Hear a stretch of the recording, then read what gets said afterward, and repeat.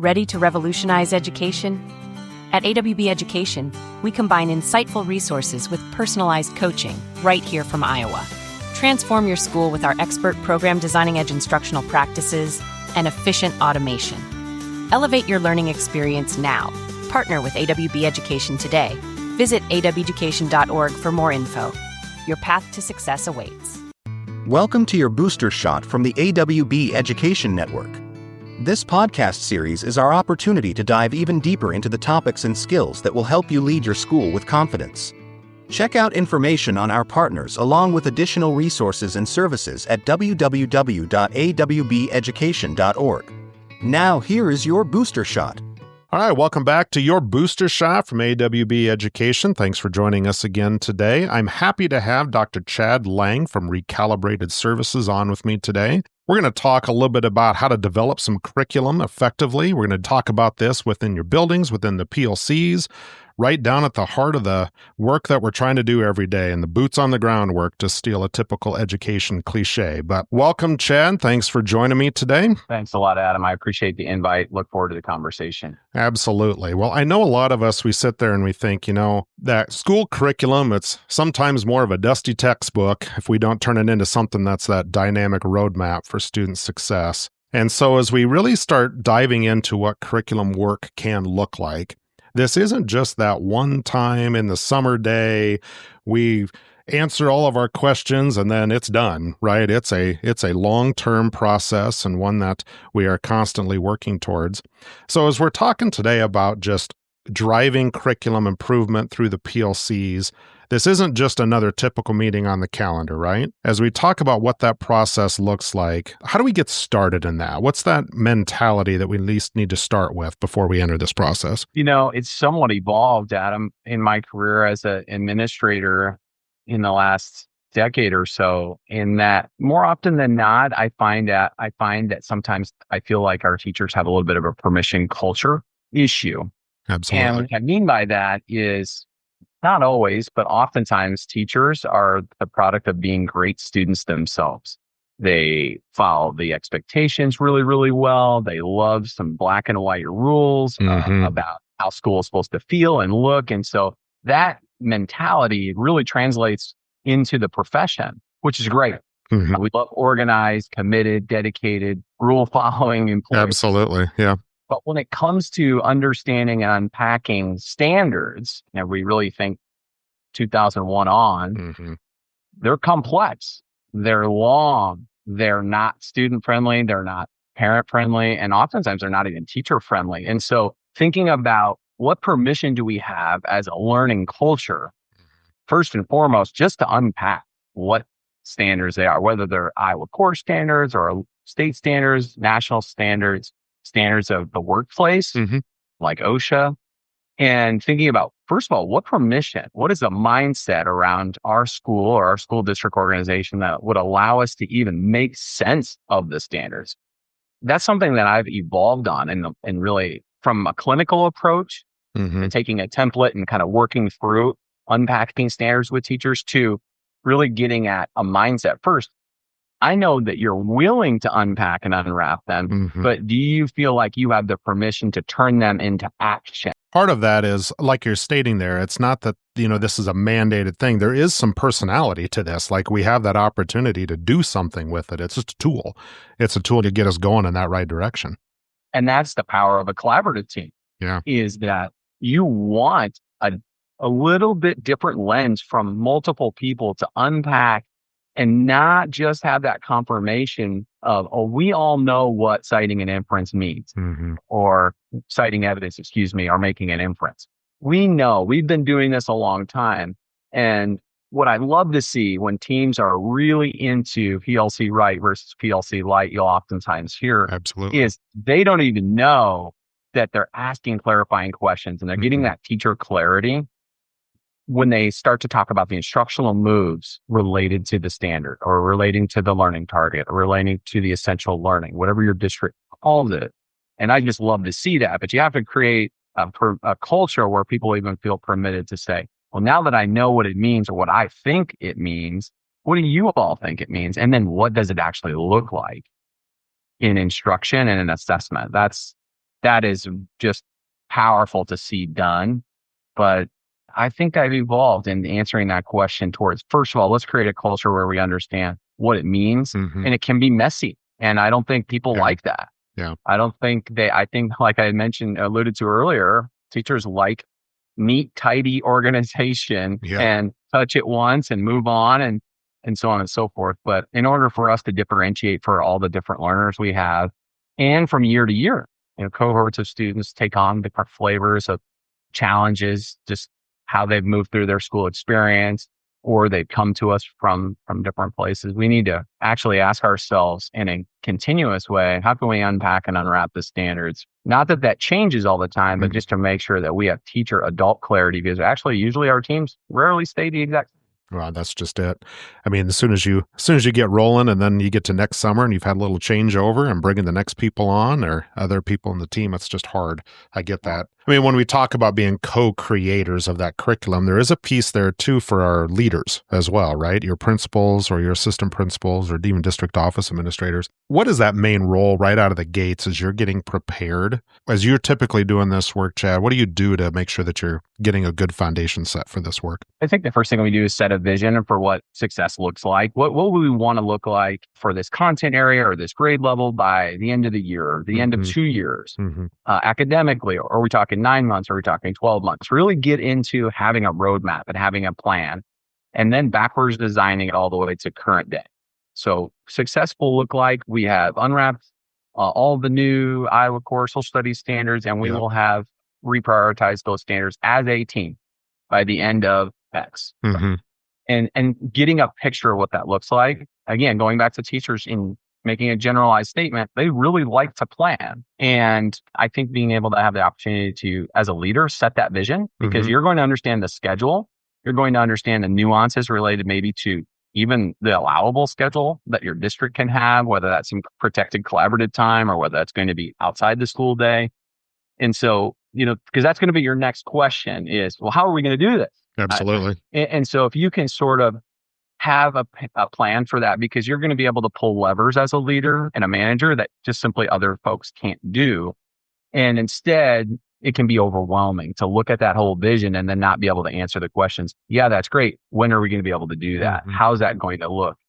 And then I think the third piece I would share is, as a leader, what can you do to prepare is be involved as a learner, as an adult learner, and be really vulnerable. And what that means is sitting down with collaborative teams, participating in the work, not overtaking it. That's something I have to challenge myself to do. And as a social studies teacher, I rarely go to social studies ever because I have a bias. I see my own self teaching the class, and that's actually a curse of knowing. And just because I've taught something doesn't mean I taught it well. Nor did that I even really understood the standards to the degree that maybe our teams now. So I try to go opposite of what my natural inclination would be. So sometimes that's preschool or early education literacy, your foundational skills, which I really don't know a lot about, but I can ask them great clarifying questions and gauge how well the team can answer them. And then I can coach and lead them in different root cause questioning around the standards. What would that look like? How long would that take? How would you know someone's successful in first grade? What would the student actually be doing on the assessment? Would they actually be physically touching the letters? Asking a lot of those clarifying questions is a great role for me. And then sharing some vulnerability, saying, in 20 years, I've never had to try to design an assessment for welding. Yeah. What would that look like? Could you show me? And I think that honors adult learners really well too within your organization, because it honors their. Well, I think it also gives you that opportunity to really not only focus on the process and keep that part moving, but it also means that you don't, you can take your Superman cape off for a second. You don't have to be an expert just because you're in this team. That's why you brought everybody else in. That's why you brought the experts that can really talk to the grade level or talk to the content, whereas we can help keep that process going. I think that's awesome. Great way to not give lip service to. That's true. I really recognize your expertise. Go with it. Yep. Let me know how it goes. It's a little bit different than that, because you're actually you're in the throes. You're kind of with them. You're not with them all the time, because you can't be with every team all the time. And not all teams are made up by more than just two people. That's true. I work with world language team. There's just two. Yeah.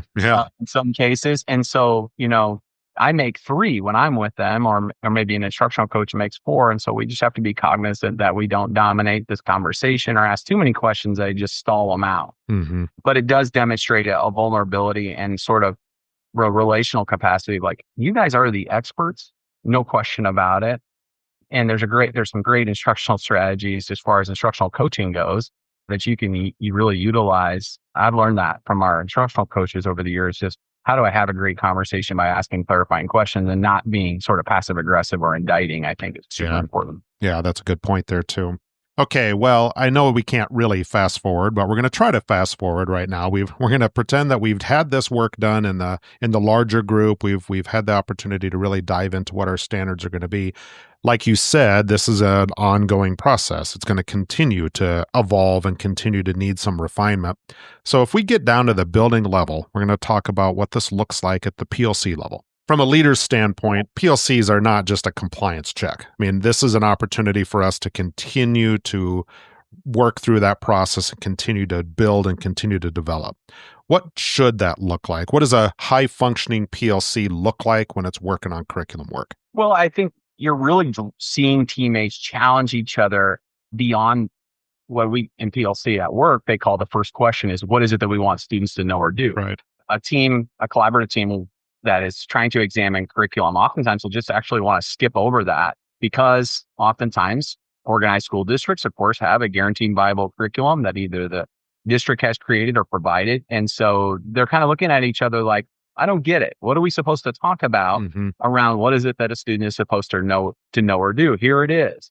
We have a great opportunity when we see teams get granular about what that question means, particularly in districts that are a little bit smaller or school buildings that have singletons that have come together, like maybe career and technical education. You might have like a foods teacher. And it's important that they don't glaze over, not the what so much around the content, but the skill, because that's what they're going to be able to have. That commonality piece I see over and over again in high performing teams is they get to be really excited about what it is procedurally or skill wise they're seeing or desiring, and then how to teach it and assess it, and not being so heavy in the content. Yeah. So thinking about your PLC at work questions right there, and we start talking about student data. Okay. So now we're going to get to the, what do you do when they don't know it? What do we do when they do know it? Of course.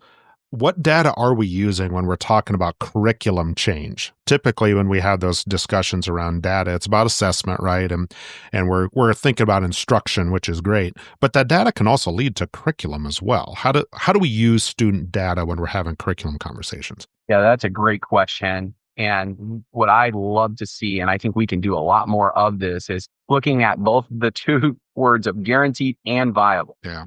Guaranteed, we tend to see better success with our teams. I don't know any teachers who are purposefully excluding kids from having access to the curriculum, but it's not viable in the design from jump. There's just too much. If everything's important, nothing's important. And so that ability to be able to prioritize standards is essential. And then how we pace and organize them on a 9-month calendar. Where we can build in pause time to actually intervene in really what I call tier 1.5. Yeah. Like, I know you're stopping and pausing mid-lesson, but you tried to do something different in the pacing guide in your own classroom before we think about the full MTSS pyramid or an RTI type setup. And they never set the pacing. Very rarely are they natural at setting the pacing to do that. And we call those pause days, some people call them flex days.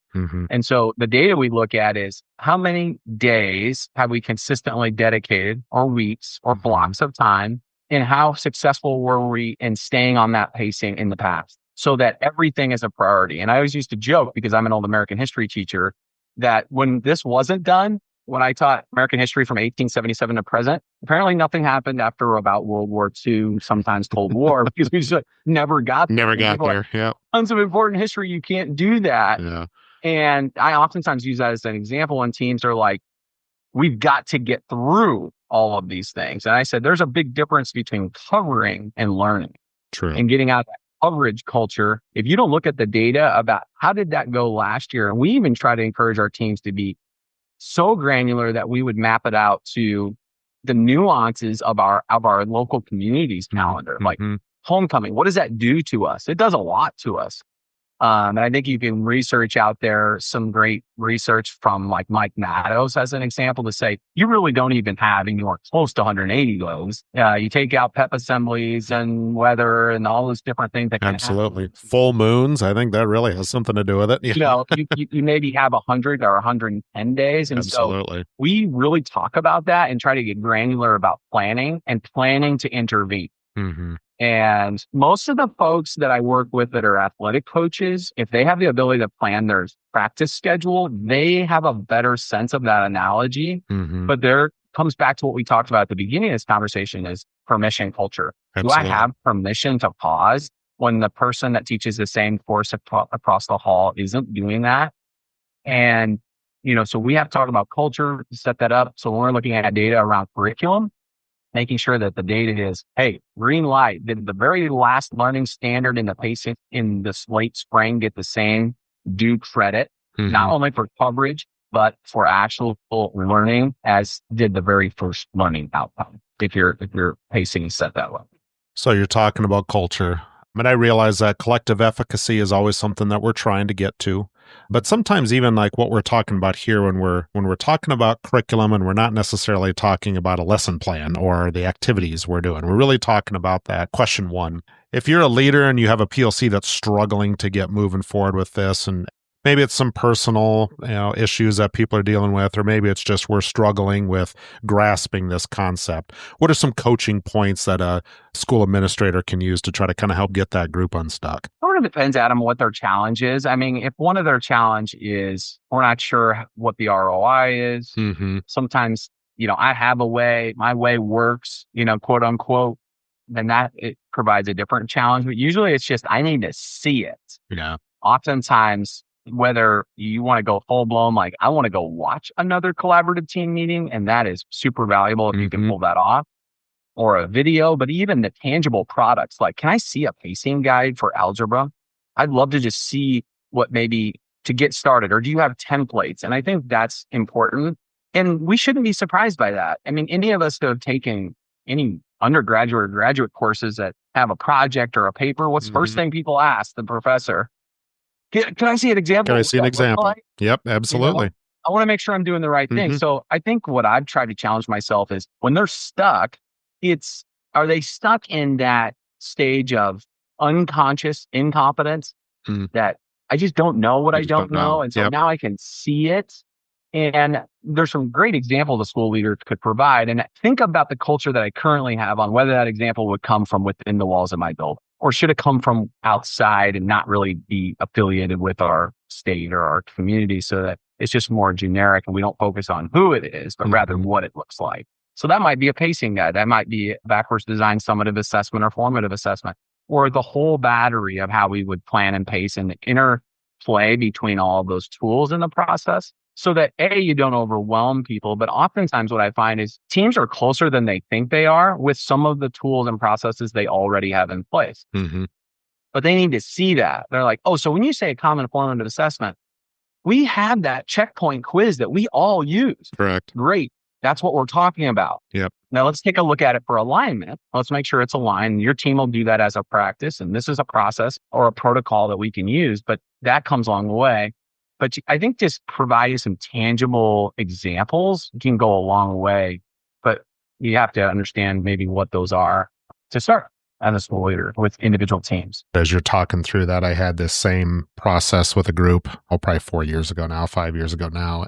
Finally, I ended up having a one-on-one conversation with the person in the group that was kind of maybe the de facto leader of the group, and just really walk through that. Like, they needed to understand this first. And once that light bulb turned on, it was easy from that point forward. They just took and ran with it. And it's just funny. It was like I had to get down to that nitty gritty first before it was ever going to be possible in that group. Well, I mean, I see it all the time, Adam. It's Daniel Pink's work, right? Mastery, autonomy, and purpose. If people's validation in their workplace comes from competence. I'm a big contributor. I know things around here. And as soon as you change systems, it's like you've ripped their confidence because they don't have confidence in what you're doing. They think they don't. And so it's perceived as like, I'm not Mr. Lang anymore. Yeah. I'm not the go-to. I'm not the guru.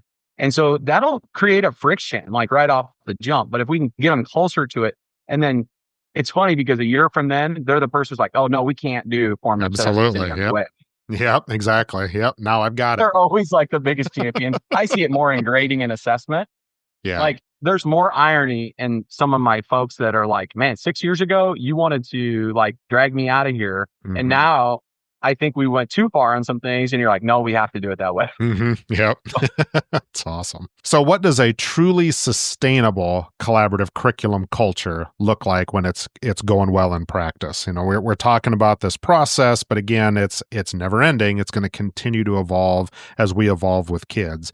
So as I'm trying to get that moving down the road and make that sustainable, what are some tips or what are some things that I should do as a leader or even just a member of that PLC to keep this going? So a couple of things I can think about them. The first thing is I would want to work with or develop a guiding coalition if I haven't already that's going to help be peer leaders for the sustainability of highly collaborative teams that are focused on results for kids.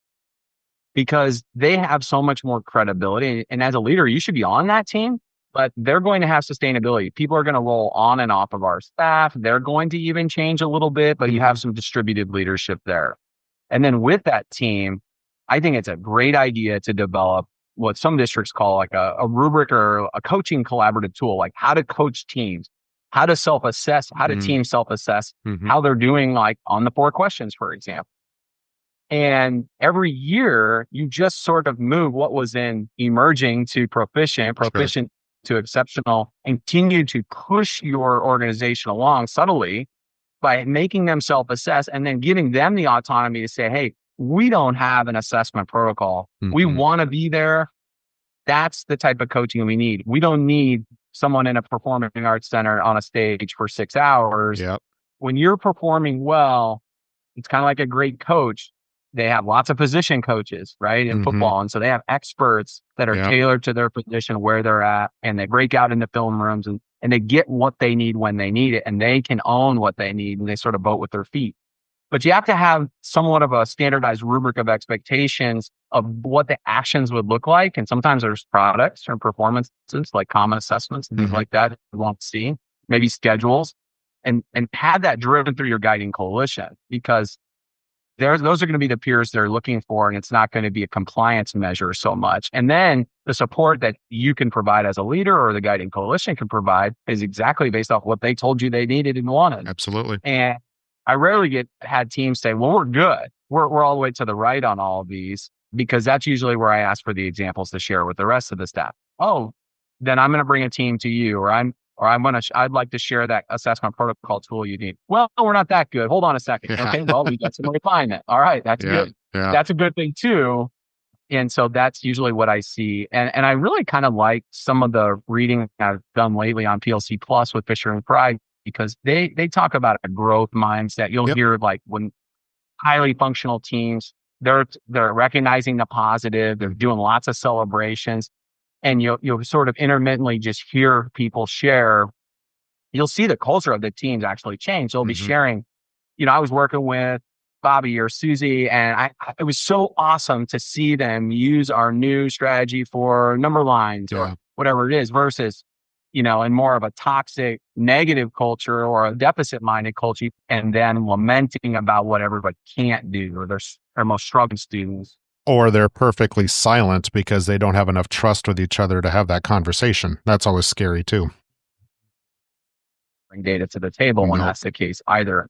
So, and really Chad Dumas, I love to follow him. And he is so much about like, hey, let's put the professional and the learning in the community and really make sure our adults understand what those abbreviations mean. It's like, we should hear professional and learning conversations instead of kind of compliance, check the box, being a little bit too agenda driven and having a really rigid type of agenda. And if you want to learn more about that kind of thinking and how that should look, Ken Williams has some great stuff, Unfold the Soul.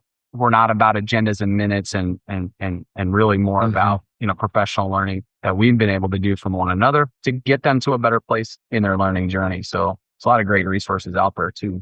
How do you help create that atmosphere where if teachers have concerns or other members of the group are having concerns, they feel safe not only to voice that opinion, but how do you create that culture where, like you were talking about, within that collaborative culture where everybody's, involved in that conversation, but there are times where people do get uncomfortable, and sometimes it's hard to admit that. How do you help develop that piece of the culture that's going to invite those conversations as well? The best way that I've figured out how to do that is to walk the talk myself as a school leader and model. Any opportunity that I can legally and responsibly, I want to make sure that our teams, the teachers on our staff where I'm a leader, can see me authentically in an environment where I'm learning, I'm pondering, I'm reflecting, I'm asking questions, and I'm challenged my colleagues as a professional. Now, sometimes as school leaders, we have to talk about that as a team. What's that going to look like? Here's what I want to try to press upon to our staff. So it's not staged, but we need to set the groundwork for what that might look like. Now, I know that when we're maybe doing a mini presentation on something about PLCs, we're going to both be kind of handing things off back and forth. But would you be comfortable if I had a question in the middle of what you were presenting and I actually asked you? And this is the middle school principal. Yeah. I'm there as a district administrator. So there's this assumed power structure, right? And I think being very reflective and planful for where I can observe. I always chuckle because I feel like teachers are in many ways look at their leaders like kids look at the teachers at the grocery store. It's true. They notice everything, right? It's like, and I'm very cognizant of that. And I don't think it's in a negative way. I think they're just inquisitive. If they don't see me in their building a lot or they don't know me very well, how I dress and how I interact with the students. And so if they're doing that in an informal way, I know when we're in a formal setting, they're definitely observing how we interact as professionals, how we talk, how we resolve problems. I think that's very important that not all problems are resolved behind closed doors at the central office, but that we have to resolve problems and then maybe not come to a resolution right there. Maybe it's like, you know what? I need to think about that for a week. Yeah. Can we come back next week and think about how we're going to assess creating a model with NPSS standards for a fourth grader? Because I think sometimes we feel very bound by time schedules, and oftentimes we are. But when it comes to problem solving, thinking through best practice, sometimes we just need to model that marination as well. So that's what I've found to work well. Now, I don't have people coming out of the woodwork saying, hey, what made our team so much better is when I saw you be vulnerable. But I do feel like certainly when I've been a central office leader, when I'm in schools and with teams, they feel more comfortable that I'm not there to judge them and evaluate their performance as a team, but rather be excited. And then the last thing I was going to share with you is celebrate. How do you celebrate and demonstrate celebration that's authentic, that would really hit home with the teams that you have? Because not all of your teams, their love language is a tweet or a Facebook post about data dives and things like that. It's different. And so really understanding that and giving good credence to how we celebrate is also some good advice, I would say. Well, and then celebrating on the way too, because like we've said a couple times during this episode, this process never really truly ends. Like you never get to hoist the state championship trophy of curriculum development, right? You just, the next time around, we're going to start doing this again. And so, yeah, if we don't celebrate as we're going through that, then you're never going to get to that point to celebrate. So that's a good point. So, Dr. Lang, talk to us a little bit about recalibrated services, what that is, what that means, and what's available for our school leaders out there if they want to get in touch with you to partner with you in some of the work that you're doing. So, Recalibrated Services is a consulting platform that really just consists of me, and it's very niche and custom for school leaders, school districts, teachers, whatever organization feels like, hey, we have a niche of an issue that is systematic in a way that touches some different areas at the same time. And the reason why I created the company is not because I have all this extra time on my hands, but I've been doing some reading about this in the Harvard Business Review, which sounds really boring, but it's pretty I read it too, so I get it. Okay. All right. That we tend to think our problems are extremely unique compared to anyone else. Like at our school, I'm sure you've never heard of this. And oftentimes we don't even share because you feel like, listen, you'd never understand. But actually, in most organizations, it's just simply not the case. And I certainly know of a bunch of wicked problems I've encountered in school leadership in the last 15 years. But I wondered if there was a place or a space, and there's lots of other awesome people that do this work, like for me, that are wondering, is there someone that's been pretty heavily involved in curriculum writing and research and grading and assessment and leadership? Mm-hmm. And I'm a new leader. And so I have had an opportunity to support some new leaders in some different ways. And I found that it can be overwhelming for anyone. Mm-hmm. Systematic change, because I always say that continuous school improvement efforts, just on the academic side alone, not to mention CDH or safety or other issues that you're trying to work on, is absolutely daunting for any school leader or school organization.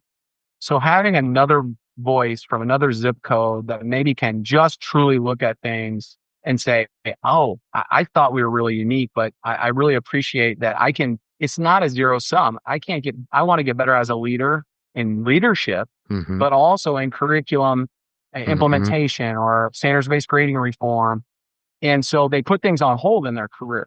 Yep. Or they reserve growth for a master's degree or something else, and they compartmentalize it. But you and I both know, Adam, that we can't always have the liberty to do that. We don't have the time to do that. It's true. Our organization, if I'm an early career administrator, they don't have time for me to learn on the job about the systems, processes, philosophies, and procedures that we're going to do around curriculum development and instructional design, assessment, grading. They're going to expect me to be able to jump in on an even footing. And so I created Recalibrate Services to be able to provide an opportunity to get some either coaching support or inspiration, or, I do this work with teacher teams every week. I do support our school principals every day. And so, of course, my time's a little bit more evidence-based in its design, and has that great merriment, research-based practice with a practitioner focus. Chad, if somebody wants to get a hold of you, what's the best way to do so? ChadMichaelLang@gmail.com, all lowercase, or you can go to recalibrateedservices.com, check out our website there. I'm on Twitter, or X as they call it now, at recalibrate_edu1. And I'd be happy to connect. I have the opportunity to do it, and I've learned from people all across this nation and world now too. So it's just been a blessing. I think it's one of the great assets of our profession is the professional network. Just incredible minds. We know there's always challenging times socially, politically, economically, but just reaching out to one another and collaborating.